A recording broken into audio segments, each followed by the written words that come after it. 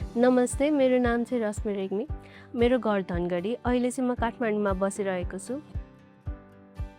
ओएफआई चाहिँ मैले social media through थाहा पाएको। क्लास रन हुँदैछ भनेर पोस्ट हाल्नुभएको रहेछ। स्क्रोल गर्दाखेरि मैले भिडियो एडिटिङ क्लास चाहिरहेको थियो मलाई।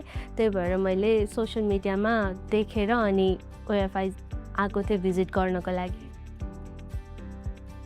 म कन्टेन्ट क्रिएसनको फिल्डमा छु एन्ड त्यसमा चाहिँ मैले आफ्नो भिडियोजहरू बनाउँछु। त्यसको लागि मलाई एडिटिङ स्किल पनि राम्रो चाहिएको भएर सधैँ मैले आफ्नो भिडियोजहरू बनाएर अरूलाई दिँदाखेरि चाहिँ अलिकति अप्ठ्यारो भइरहेको थियो। एन्ड आफैले एडिट पनि गर्थेँ, तर आफूले एडिट गर्दाखेरि अलिकति नमिल्ने, त्यो लेभलको एडिटिङ नहुने, भिडियोको क्वालिटी राम्रो नहुने भएको कारणले गर्दाखेरि चाहिँ मलाई भिडियो एडिटिङ सिक्नु जरुरी नै थियो। मैले भिडियो एडिटिङ क्लासहरूको लागि अरू ठाउँहरू पनि हेरिरहेको थिएँ, भिजिट पनि गरिरहेको थिएँ। अनि त्यहाँ जाँदाखेरि चाहिँ मलाई चाहिँ यस्तो ठाउँ चाहिएको थियो जहाँ बेसिकबाट सिकाएर एउटा स्किल्ड हुन्छ नि, त्यो मेन मलाई चाहिने कुरा सिक्ने ठाउँ चाहिएको थियो।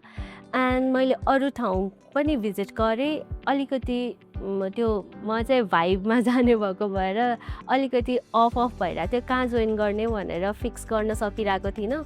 अनि मैले ओएफआईको एड देखेपछि म यही क्लासलाई भिजिट गर्न आएको थिएँ। अनि त्यहाँ आउँदाखेरि चाहिँ मलाई जसरी कुरा गर्नुभयो, जस्तै हाम्रो क्लास यसरी रन हुन्छ, यति हुन्छ, लिमिटेड स्टुडेन्ट मात्रै हुन्छ, स्टुडेन्ट हामी धेरै राखेर क्राउड गर्दैनौँ भन्ने कुराले गर्दाखेरि चाहिँ अनि टिचर्सहरू पनि हामीसँग मजाले हुनुहुन्छ, टाइममा सबै कुरा हुन्छ भन्ने सुनेपछि चाहिँ म अलिकति ओके, यहाँ चाहिँ म जोइन गर्न सक्छु होला, केही न केही मैले फ्रुटफुल पाउँछु होला भनेर ओएफआई जोइन गरेको थिएँ मैले।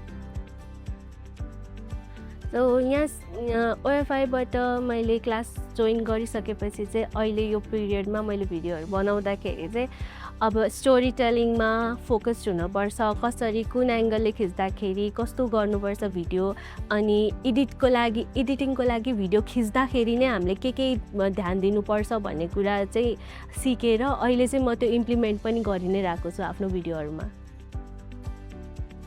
मलाई मन लाग्ने कुरा चाहिँ एडभर्टिजमेन्ट हो। मलाई एडमा चाहिँ एकदमै इन्ट्रेस्ट छ मेरो। अनि त्यसपछि त्यो एडको फिल्डमा जानुभन्दा अगाडि चाहिँ म भिडियो आफ्नो क्रिएसनबाट मैले आफ्नै केही क्रिएट गरेर अनि त्यता चाहिँ जान्छु भनेर बिस्तारै स्लो प्रोसेस हुन्छ भनेर चाहिँ मेन टार्गेट चाहिँ मेरो एडभर्टिजमेन्ट नै हो। अनि अहिले चाहिँ कन्टेन्ट क्रिएसनको एकदमै डिमान्ड भएको कारणले गर्दाखेरि यहाँ पनि मैले केही न केही सिक्छु, यो यहाँबाट स्टार्ट गर्दाखेरि भनेपछि चाहिँ म यहाँ कन्टेन्ट क्रिएसनको फिल्डमा आएको। यदि हजुरहरू भिडियो एडिटिङमा इन्ट्रेस्टेड हुनुहुन्छ, कहाँबाट स्टार्ट गर्ने भन्ने हजुरहरूलाई अलिकति सोचमा परिराख्नु भएको छ भने चाहिँ ओएफआई चाहिँ बेस्ट हुन्छ हजुरहरूको लागि। यहाँ स्टार्टिङदेखि बेसिकदेखि सिकाउनुहुन्छ एन्ड रुल्स एन्ड रेगुलेसन्स, स्टुडेन्ट्सहरू पनि लिमिटेड हुनुहुन्छ, फोकस भएर हजुरहरूले सिक्न सक्नुहुन्छ। बेस्ट चोइस नै हुन्छ हजुरहरूको लागि। सेकेन्ड थट लिनै पर्दैन, please come to OFI. So overall experience चाहिँ मैले सुरुमा आउँदाखेरि चाहिँ राम्रो छ भनेरै मलाई मन परेरै आएको थिएँ। अनि तर मेरो मनमा चाहिँ अलिकति डाउट थियो कि एक्सपेक्टेसन भर्सेस रियालिटी हुन्छ कि मैले गएपछि अरू ठाउँमा म जाँदाखेरि चाहिँ सुरुमा इन्क्लुड हुँदाखेरि चाहिँ अर्कै कुरा, अनि इन्क्लुड भइसकेपछि सिक्ने प्रोसेसमा, लर्निङ प्रोसेसमा अलिकति डिफ्रेन्स आउने भएको कारणले गर्दाखेरि चाहिँ मलाई यहाँ पनि त्यस्तै होला कि भन्ने डर थियो। बट त्यो केही पनि भएन। सुरुदेखि नै एकदम राम्रो तरिकाले बेसिकदेखि नै सिक्यौँ हामीले। अनि सिकिसकेपछि अहिले हामी यो 1 मन्थभन्दा बढीको फेजमा एन्डको प्रोसेस टर्ममा आउँदाखेरि पनि हामीले जे सिकिरहेको छौँ, जे गरिरहेको छौँ, त्यो स्टार्टिङदेखि एन्डसम्म केही पनि चेन्ज छैन। अनि त्यो चाहिँ मलाई ओएफआईको बेस्ट लाग्यो। ओएफआईमा त्यस्तो इम्प्रुभ गर्नुपर्ने कुरा त केही पनि छैन, तर म चाहिँ चाहन्छु अब चाहिँ आउँदाखेरि ओएफआईमा फिमेल एडिटरहरू पनि अलिक धेरै नै हुनुहोस् भनेर।